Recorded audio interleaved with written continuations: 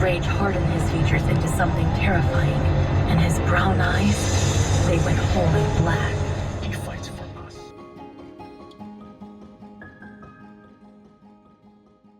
Well, hello you guys, and welcome back to another reading vlog. I have been craving just some good old-fashioned time in the mountains. I always love it when like the flowers are out and everything is here, and so I've just been really wanting an excuse to come out here, and I've been rereading ACOTAR since February, and it just felt like the perfect way. I'm like in the last hour of A Court of Wings and Ruin, so we're in full-fledged war right now, and just being out in the trees and everything is just making it such a beautiful, visceral experience, and I'm having a really good time. It's crazy because I love a reread. I feel like if there's something that has affected you once, it's likely it's going to be able to affect you again, but it's going to be different than you expect. Like when I first read this series, I was coming out of university. I was burned out from reading books by old white men that I did not care about, and I had sort of lost my spark for reading. And then I picked this one up and I was just immediately enthralled and transported and affected by it. And I think that I really needed Feyre at that time because I was also just really struggling mentally. Definitely needed some escapism, definitely needed a safe place to land.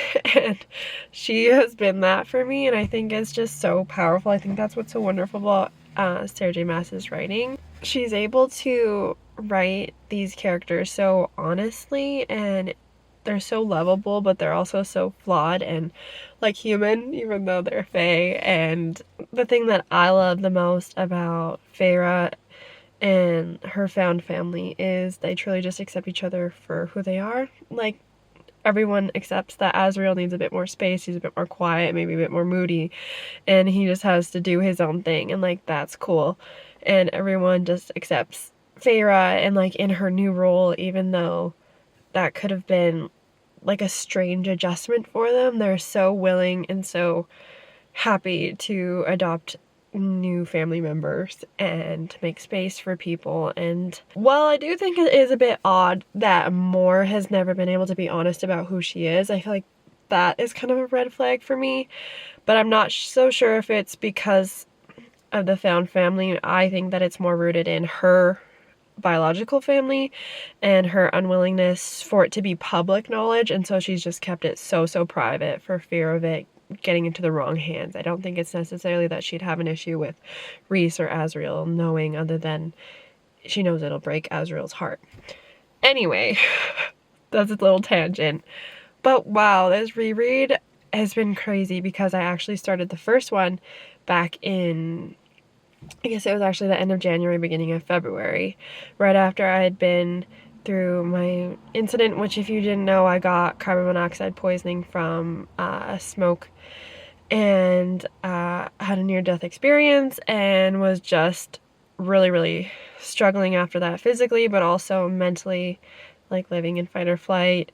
And then just physically, my body and like my lungs and everything, I was trying to like go on with life, and I'd go in a store and get like these just spells and waves of feeling really unwell, really sick, overwhelmed, like dizzy. I had to sit down. I felt like I was gonna throw up, like all these things. But I had a ticket booked to France and I really wanted to go. I just was not sure if I was physically able to go.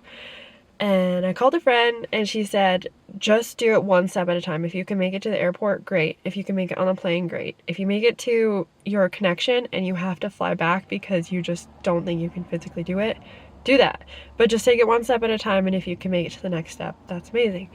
And so I followed that advice, but I also knew that I was gonna need to lean on someone else. So I went back to ACOTAR and I started rereading it. And I just feel like it was so crazy how so much of what Feyre was going to just made me feel understood and made me feel less crazy for having such like a strong reaction, and for just feeling so not like myself. And now I've spoken to my counselor about it too, and she says, yeah, it's like literally when that happens, you're operating from a different part of your brain, and that's why you feel so detached from who you are and like what's normal for you, is because it's a different way of functioning. It's just been a wild ride, and I'm just so grateful that people write books and put stories and put so much heart into them. And I truly just believe like the book experience is so individual too, and it's like the book that you're reading, the experience you get out of it is what you're willing to put into it. So how much empathy are you willing to have? How deep are you going to read into these things? How much do you want to gather from it? And that's what you're going to get. If you want to just read it for fun and at a surface level, that's what you're going to get, and it's going to be great. And if you want to get more out of it, if you also need some healing, you can heal alongside these characters. And I just think that's really, really special, because it's not only entertainment, it's like a form of medicine. And wow, that's just where I'm at. I'm going to keep driving, keep reading, and I'll update you guys later.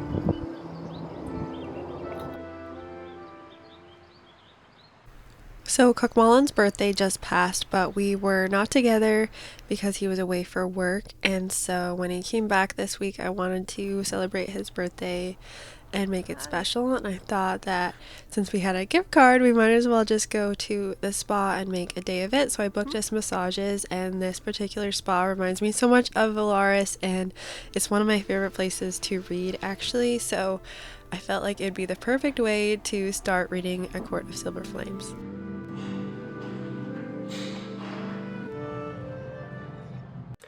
Alright, so we had to sort of just rush home from the spa. It was not relaxing. It was not what I hoped it was going to be, because our husky Sunny is sick right now, and so we were just thinking about him the whole time, and then we rushed home for him, and he's just not doing good, and there's big messes to clean up, and so I'm waiting for things to air out a little bit before I go back in. But anyway, that's all the details you need to know.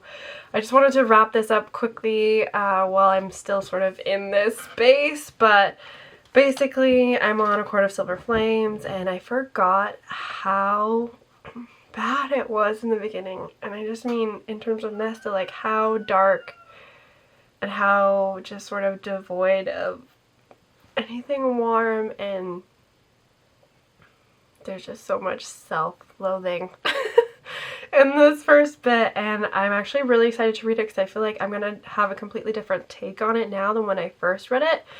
And this is my first reread, and I felt like I was pretty on track with the first three, and I haven't read the novella yet because I wanted to go right to Nesta's book. But yeah, I feel like this might be a totally new experience. And I just feel like maybe I'll have more understanding for Nesta. But anyway, I did do a deep dive on Nesta recently in one of my other videos, so if you want to watch that, you can watch that. I won't talk too much about it, but I'm really excited for this and can't wait to go through her whole healing journey with her again. And yeah, anyway, thank you guys so much for watching, and be sure to check out the other videos if you're interested in reading. And then I also do like living like a certain character vlogs where I just pick a favorite character from a TV show, movie, or book and try to live like them for a week and just sort of romanticize my life and see the world through their eyes. And it's just fun. It's all just for good fun, but I hope you'll subscribe and stick around, and I'll see you in another video.